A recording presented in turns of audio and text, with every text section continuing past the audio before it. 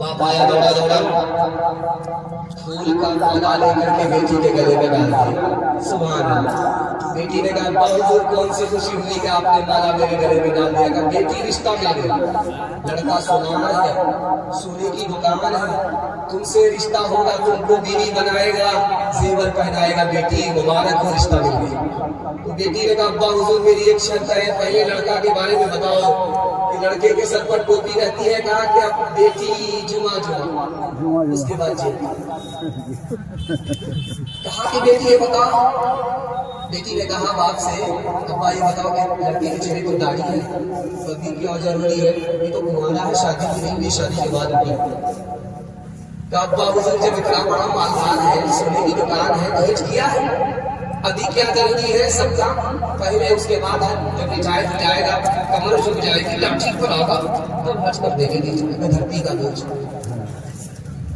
तो बेटी ने कहा अब्बा हुजूर मुझको रिश्ता मंजूर नहीं।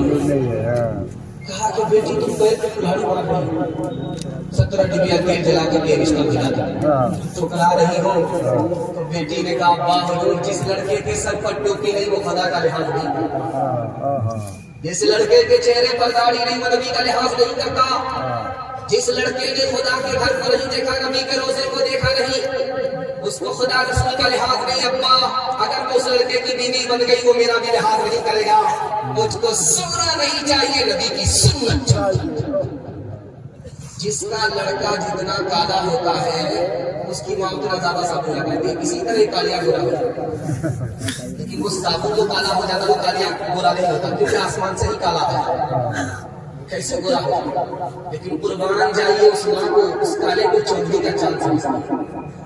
दरवाजे पर दस्तक हुई, बेटी का बाप निकल कर आया, दरवाजा खोला तो देखा एक जवान खड़ा, मोटे मोटे कोयले की तरह काला, दांत बाहर, उसके ख्याल में निहायत बदसूरत। उसने कहा वो बदसूरत जवान तुम मेरे दरवाजे पर दस्तक दे करके क्यों खड़े हो? क्या तुम्हारी बेटी का हाथ मांगने के लिए? कराची से आ रहे हैं, हाँ पागल हो या फिर पागल हो?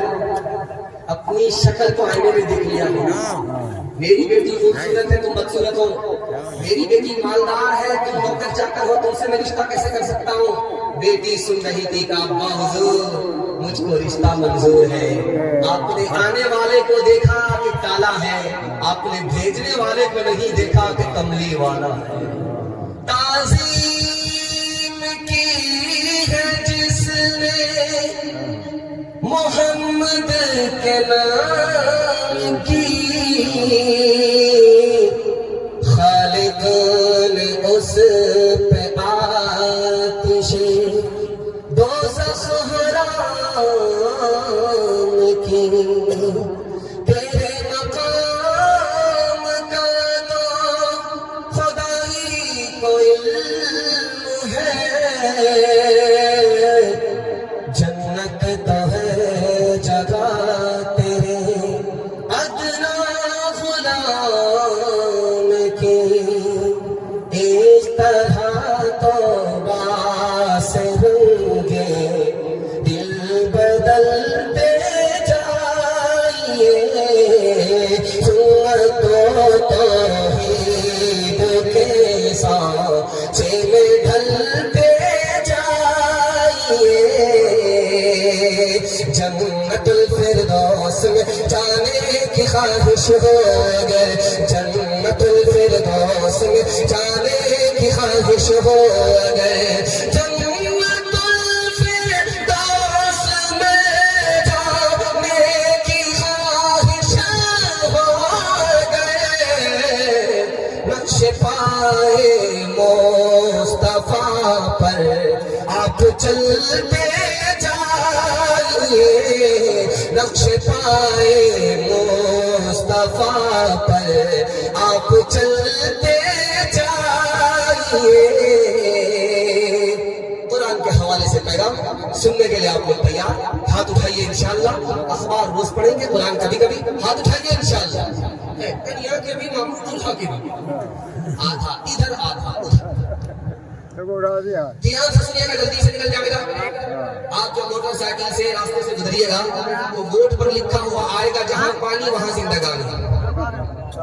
یہ پانی کی بوتل بڑھا دیجیے، بوتل ہی بڑھا دیجیے، خالی بوتل زیادہ بچتا ہے۔ پانی جہاں وہاں زندگانی آج سائنس لکھ رہی ہے، اور قرآن نے 1400 سال پہلے لکھ دیا کہ پانی کے بغیر کائنات ہے ہی نہیں۔ آج سائنس کہہ رہی ہے کہ ماں بیٹے کا جیسے رشتہ ہوتا ہے آپس میں، ایسے ہی سورج اور چاند کا آپس میں رشتہ ہے۔ چاند کو روشنی سورج سے ملتی ہے جیسے بیٹا کو دودھ ماں سے ملا ہے۔ آج سائنس کہہ رہی ہے، اور قرآن نے 1400 سال پہلے کہہ دیا کہ سورج مؤنث ہے، عورت کی طرح ہے، اور چاند مذکر ہے، مرد کی طرح۔ سائنس آج کہہ رہی ہے کہ انسان کا سینٹر پوائنٹ کیا ہے؟ نہیں، پیٹ نہیں، کلیجہ نہیں، پاؤں نہیں، سینٹر پوائنٹ آج سائنس کہہ رہی ہے یہ پیشانی ہے۔ پیشانی ہی انسان کا سینٹر پوائنٹ آج سائنس کہہ رہی ہے، اور قرآن نے 1400 سال پہلے کہہ دیا کہ سجدہ کہاں ہوتا ہے؟ پیشانی سے ہوتا ہے۔ جب پیشانی زمین سے ٹکتا ہے خدا کا بندہ خدا تک پہنچ جاتا ہے۔ اچھا، دنیا کی کوئی مشین، دنیا کا کوئی عالم، کوئی جھاڑ پھوک کرنے والا، کوئی اوجھا آپ کو یہ نہیں بتا سکتا کہ آپ کی دعا قبول ہوتی ہے کہ نہیں، آپ کا دل زندہ ہے کہ مردہ ہے، خدا سے آپ کا تعلق ہے کہ نہیں، کوئی نہیں بتا سکتا۔ لیکن دنیا کی ایک چیز آج بھی دنیا میں موجود ہے جو یہ بتا دے گی کہ آپ کا دل زندہ ہے مردہ، آپ کی دعا قبول ہوتی ہے کہ نہیں، خدا سے آپ کا تعلق ہے کہ نہیں۔ وہ ایک ہی چیز ہے جو ہمارے گھر کے اندر ہے، قرآن۔ قرآن ہی اس مسئلے کا حل کر سکتا ہے کہ آپ کے دل کے اندر قرآن تو دل زندہ ہو، دل سے قرآن نکلا دل مردہ، قرآن پر عمل تو دعا قبول، قرآن پر عمل نہیں دعا قبول نہیں، قرآن سے تعلق تو اللہ سے تعلق، قرآن سے تعلق نہیں تو اللہ سے کوئی تعلق۔ اور ایک آخری بات آپ کے سامنے رکھ کر کے اس پیغام کو ختم کرواؤں۔